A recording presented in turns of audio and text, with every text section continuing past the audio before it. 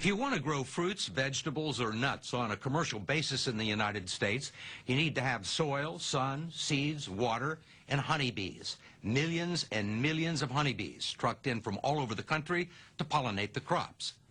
Honeybees are the unsung heroes of the food chain, crucial to the production of 1/3 of all the foods we eat. So when billions of bees began to mysteriously disappear last year, there was plenty of concern and no shortage of theories blaming everything from cell phones to divine rapture. None of the usual explanations seem to fit. Some of the nation's top scientists are trying to understand the phenomenon. But no one is more immersed in the mystery than the man who is widely credited with discovering it. Welcome to Lewisburg, Pennsylvania. Population 6,000 people and 88 million bees, enough to sting every resident of New York, California, and Texas combined. The bees belong to David Hackenberg and his family, who have been keeping them for almost a half a century.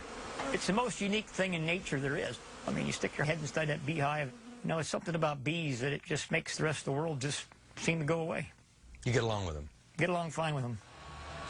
The bees make plenty of honey, but most of the money comes from loading 2,200 hives onto flatbed trucks and renting them to farmers all over the country.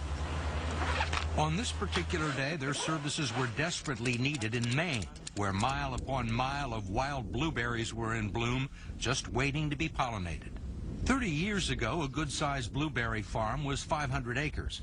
Today, a large commercial operation can run to 10,000 acres, and there are simply not enough honeybees in Maine to do the work. On average, Hackenberg and his bees log 60,000 miles a year on the road, wintering in Florida to work citrus and cantaloupe, then back north in the spring for apples and cherries, maybe even to California for the almond crop. He's just a small part of an industry that pollinates 90 different crops worth an estimated $15 billion, and most people don't even know it exists. What happens when you pull into a gas station with like a big flatbed of bees? Are people nervous? People get scared? Oh yeah, I mean, you get all them things. I mean, you know, there's bees on that truck, you know. Most of the people in this country have no idea what it takes to put the food on their table. You think bees are underappreciated? Taken for granted? Yeah, bees are underappreciated. Sometimes I think beekeepers are underappreciated.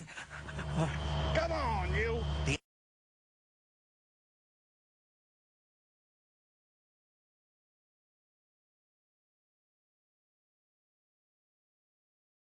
Are long and the work strenuous. There we go.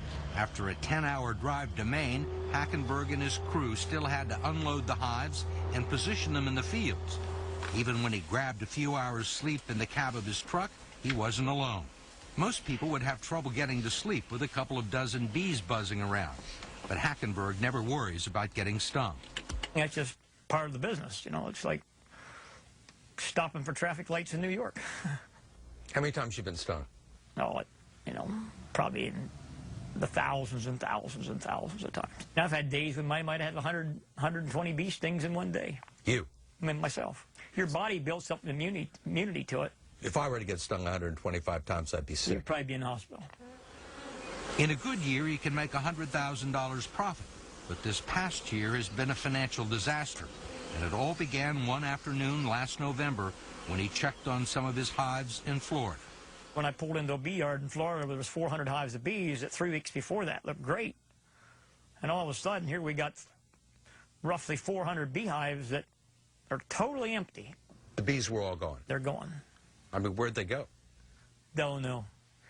I mean, I literally got down and crawled around. I mean, seriously, I got down on my hands and knees and crawled around. And then there's no dead bees. There are no dead bees anywhere. I mean, you can't find any bees. They flew off someplace. And never came back? Never came home. Had you ever seen that before? No. Under normal circumstances, bees don't get lost.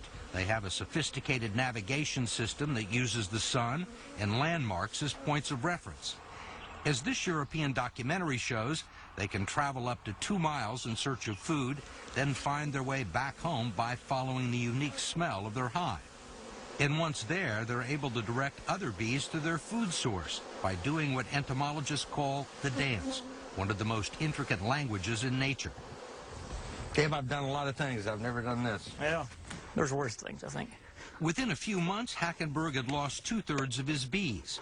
He and his son Davy began calling the Department of Agriculture and beekeepers around the country to see if they were having similar problems. And within a matter of weeks, he discovered that many of them were. First, Hackenberg showed us what a normal hive looks like.